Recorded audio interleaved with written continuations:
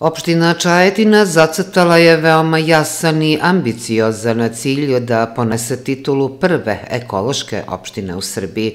U skladu sa tim, komunalno javno preduzeće Zlatibor u saradnji sa lokalnom samoupravom počelo je da organizuje akcije kako bi se taj cilj sproveo u dela.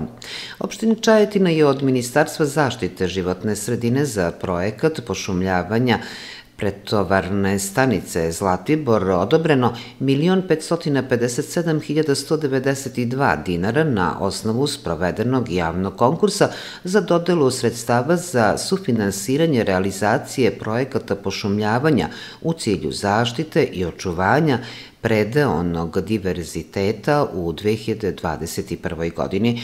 Ovim projektom predviđena je sadnja oko 1300 višegodišnjih sadnica autohtonih vrsta poput crnog bora, breze i omorike.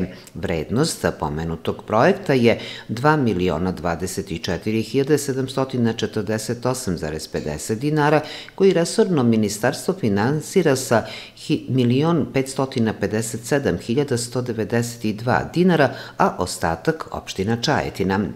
Danas je u okviru pomenutog projekta na delu iznad pretovarne stanice i budućeg sedišta ovog preduzeća posađeno oko 1000 sadnica crnog bora.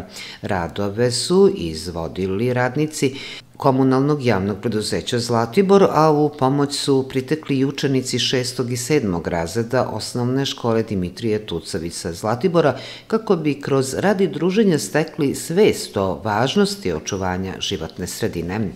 Pošumljavanjem navedenog lokaliteta značajno će se povećati procenat zelenila, što će imati višestruke funkcije, i to rekultivacija zemljišta od degradacije, očuvanje vizura, očuvanje izgleda prirodnih predela, sprečavanje erozije i stabilizacija tla.